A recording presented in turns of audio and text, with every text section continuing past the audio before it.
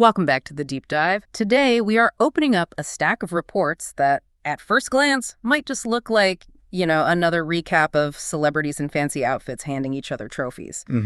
But trust me, once you actually start digging into the data that we have in front of us, the story, it changes completely. We are looking at the 68th annual Grammy. It's so deceptive, isn't it? Because on the surface, it's all glitter and speeches. You see the performances, you see the red carpet. Right. But when you strip all that away and you look at the hard numbers, and the source material we're working with today is just full of them, it reads less like a celebration of music and more like a forensic autopsy of traditional media. A forensic autopsy. That's a great way to put it. It really is. It's this massive case study in how the monoculture is just fracturing and how celebrity activism is, in some cases, completely backfiring, and how the entire business model of entertainment is shifting right under our feet. That is exactly it. It honestly feels like we are watching the end of an era in real time. And to really, really get the magnitude of this, we have to start with the headline, the one that's got everyone in the industry, freaking out. The big one. The big one. The viewership for this year's ceremony hit a, quote, new low. We are talking about 14.4 million viewers. Which, in a vacuum, that still sounds like a pretty decent amount of people. If you filled a stadium with 14 million people, that's a huge crowd. Oh, for sure. If I had 14 million people listening to me tell a joke, I would retire tomorrow. But context here is absolutely everything. In the world of network television history, specifically for a flagship event like the Grammys, that number, it's a disaster. It's a plummet. It is a plummet. But here's the hook, and this is where the story gets really weird and frankly kind of interesting. At the exact same time that the TV ratings are hitting this historic bottom, the network, CBS, rushes out this statement claiming it was the most social TV program of the last... Oh, of course they did. They're bragging about 74.8 million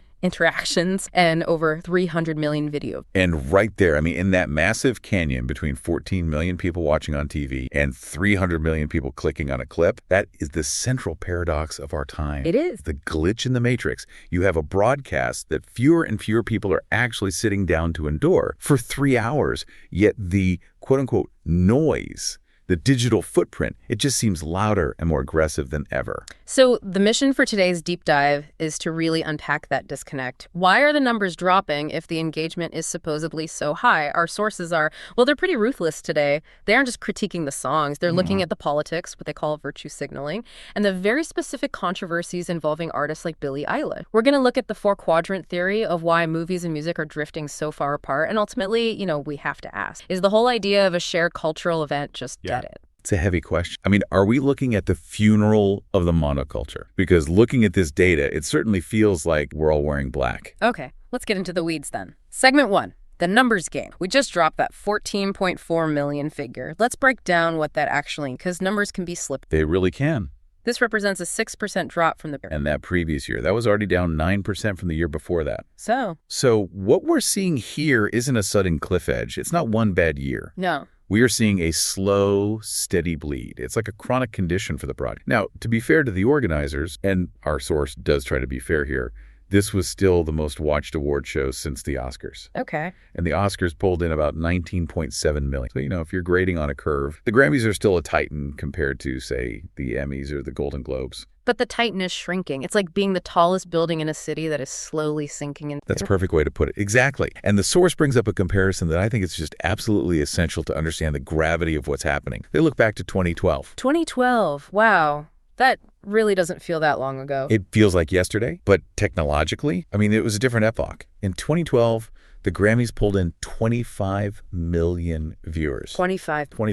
That means in just over a decade, they've lost more than 10 million viewers. Yeah. It's like the entire population of a small country just decided to stop watching. That's more than a third of their audience. Just vanish. Poof, gone. Let's pause on 2012 for a second. Why is that specific year such a pivotal benchmark for this analysis? What was so different then? Well, think about your own life in 2012. The iPhone was established, sure. We had Twitter, we had Facebook, but we did not have the absolute all-consuming, suffocating saturation that we have today. Right. In 2012, the second screen experience, where you're sitting on the couch tweeting about the show while you're watching it, that was a novelty. It was fun. It was fun. It was additive. You watched the TV to understand what everyone was joking about on Twitter. The broadcast was the main event. Yeah, the TV was the campfire. The phone was just how you talk to the other people around the campfire. Precisely. A perfect analogy. Oh. Today, the phone is the first screen. The TV is the background noise, if it's even on at all. Right. For a huge chunk of the population, specifically the younger demographic that the music industry absolutely craves, the TV isn't even part of the equation anymore. They aren't watching the show.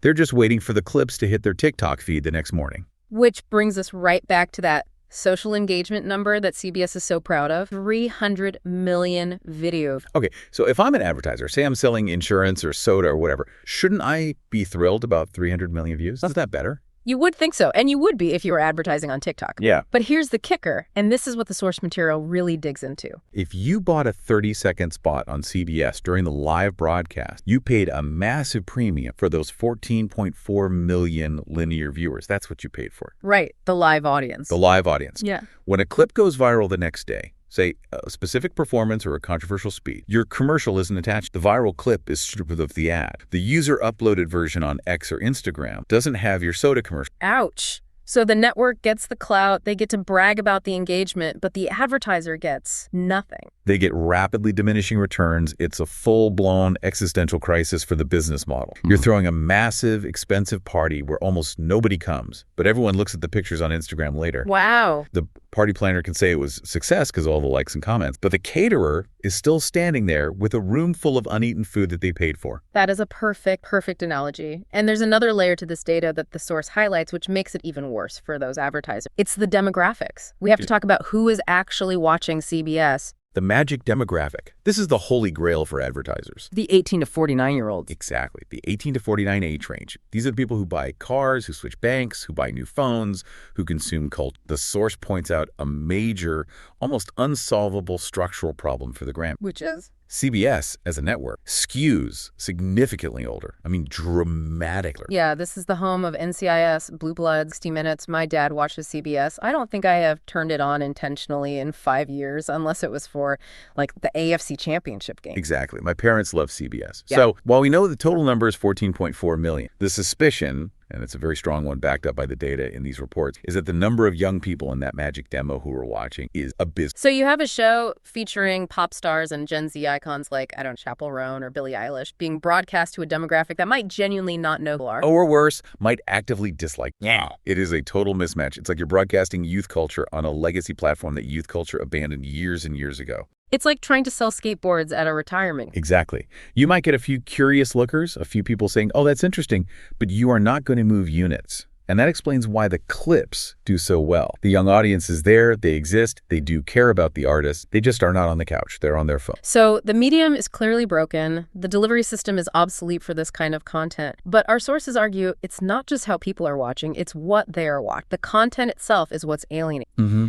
And this brings us right into segment 2, the content. This is where the source material gets pretty heavy. It really moves away from the dry ratings data and starts looking at the cultural atmosphere of the show itself. And the source explicitly describes the evening as being just saturated with what it calls virtue signaling. Okay, now virtue signaling is a loaded term. It gets thrown around a lot, usually as an insult. How is the source defining it here in this context? In this context, they're referring to the performative nature of the politics on display. It's not just what people said, it's the visual language of the event. The source mentions attendees wearing ice out pins, which is a reference to the Immigration and Customs Enforcement Agency. Right, There were comments made on stage, like FICE. It set a very specific, very polarized political tone for the entire evening, right from the start. Right. And look, regardless of where you stand on that issue, the argument the source is making is that when you do that on a mass market broadcast, you are inevitably telling a large portion of your potential audience, this show is not for you. You are not welcome here. Exactly. You were drawing a line in the sand. And the focal point of this backlash, at least for this particular year, seems to have been Billie Eilish. Now, Billie has never been shy about her opinions. That's part of her brand. Okay. But the source details a specific incident that spiraled into something much, much bigger than just a music award speech. Yeah, let's unpack this because this story has so many layers. During one of her acceptance speeches, Billie made a comment saying, "Nobody is illegal on stolen land." It's a statement that, resonates very deeply with her core fan base. It's a common activist slogan. You see it on signs at protests. Right. But here's where the deep dive aspect of our source material really kicks. The source details a backlash that didn't just come from her political opponents on the right. It came from the very people she was ostensibly trying to align herself with. This was the part of the research that really surprised. The source notes that the specific Native American tribe that historically inhabited the land where Billie Eilish's home is built, they actually responded to her comments. And they were not applauding.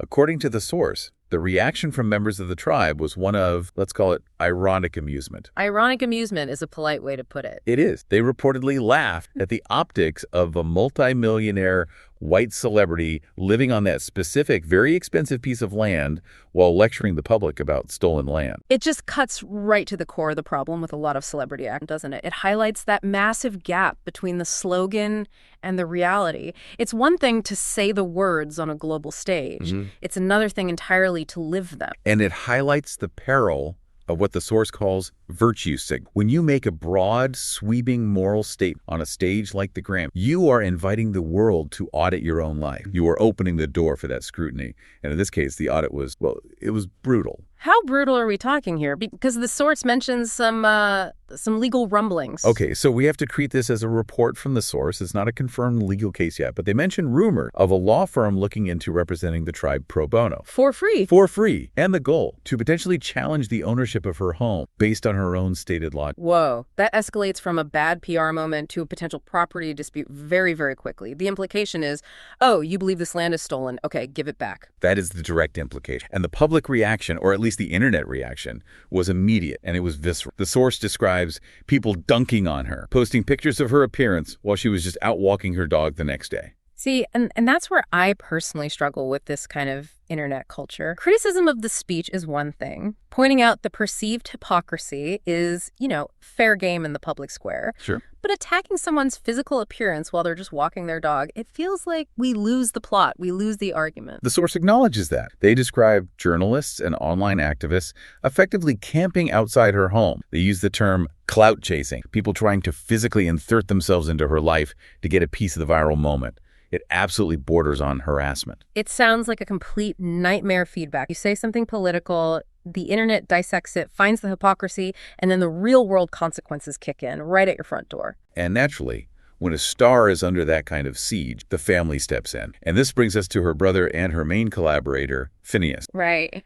He decided to jump in and defend her. But he didn't go to Twitter, or X, as it's called now. He went to Thread. Yes, Threads. And the source takes a moment to just absolutely roast this decision. They literally ask, do you know anybody that actually uses Threads? It's a very fair question. It feels like the ghost town of social media. It's like shouting your defense into an empty... It really has struggled to gain the cultural gravity of X or even Instagram. Yeah.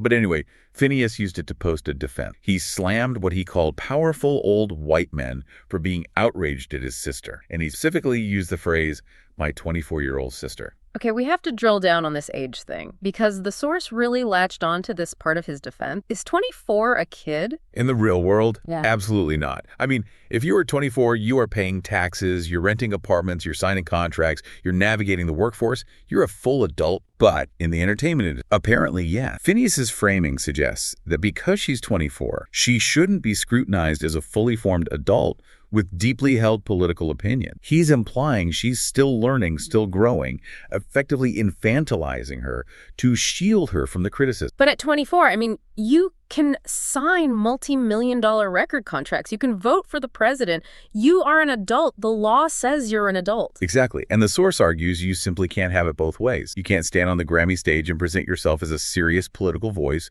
delivering a lecture on Indigenous land rights, and then, when people push back, retreat behind the shield of, I'm just a kid. It undermines the seriousness of the original statement. Completely. If you want a seat at the adult table, you have to be able to handle the conversation at the adult table. It's a fascinating double standard. And speaking of double standards, this leads us perfectly into a broader theory the source puts forward about the difference between musicians and acts.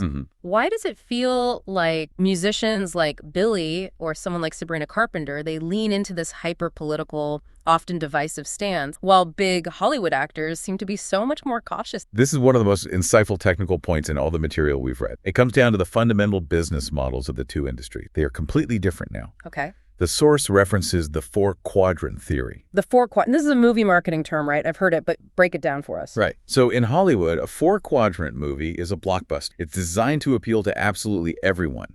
You have 4 quadrants: men under 25, men over 25, women under 25, and women over 25. The whole family. The whole family. Yeah. The whole country. To make $1 billion, to have a Top Gun, Maverick, or an Avengers, or an Avatar, you need all 4. You need everyone to buy a ticket. Okay, so if Tom Cruise goes on a political rant that alienates, say, men over 25, he has just lost 25% of his potential box office. His movie flops. Precisely. The incentives are different. Actors and studios are incentivized to be as broadly appealing as possible. They need to be somewhat neutral, or at least stick to very safe universal theme to get the maximum number of eyeballs. They want the guy in the red hat and the guy in the blue hat to both buy a bucket of pop. So what's different about music? Music has changed. Yeah. The source argues that the music industry has completely abandoned the 4-quadrant model. It has become a niche business. A niche business. But these are the biggest pop stars in the world. They are, but their audiences are niches. Look at a pop star like Sabrina Carpenter, who's mentioned in the source. Does she need 50-year-old men to buy her album for her to be successful?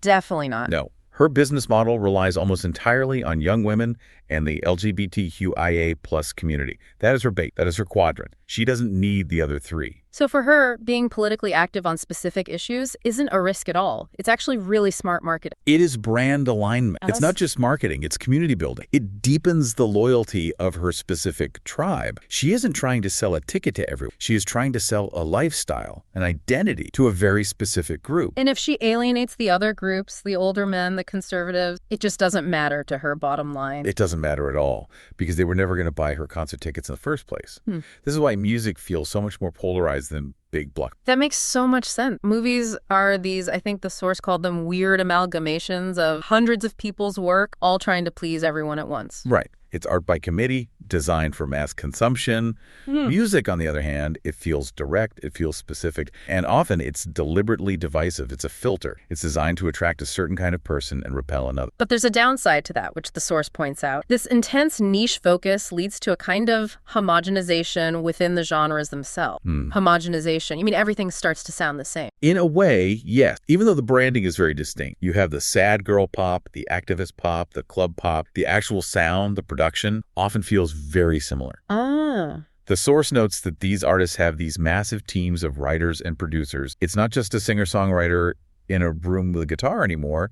It's a factory. Right. You hear about the same 5 producers in Sweden who are making the beats for literally everyone in the top. And that creates a sense of artificiality. The source contrasts this with Taylor Swift. Now, you can love her or you can hate her, but the source admits she operates on a different level. How so? She treats the Grammys like it's her own personal concert. She brings her own gravity. She has a specific pen, a specific style. She is a singular force. But for the lower tier of pop stars, the source argues it can feel like interchangeable parts in a machine, just with different political slogans attached to the front to signal which tribe they belong to. It's like they're checking boxes to appeal to their niche. And while we're talking about what is on stage, we have to talk about what is missing from the stage. This brings us to segment 4, the cultural shift and genre. And I have to admit, this part of the source material resonated with me personally. Where is the rock? Where is the metal? It is effectively extinct from the broadcast. The source points out that rock and metal are virtually non-existent in the top 100 charts these days, and the Grammys simply reflect that reality. They've been pushed to the absolute margin. The source tells this funny but also kind of sad anecdote about a guy named Phil. Apparently, Phil is a friend of the writer, and he has refused to watch the Grammys ever since 1989. The ghost of 1989. This is legendary. The year Jethro Tull beat Metallica for Best Hard Rock Metal Performance. I mean, for those who don't know, Jethro Tull is a fantastic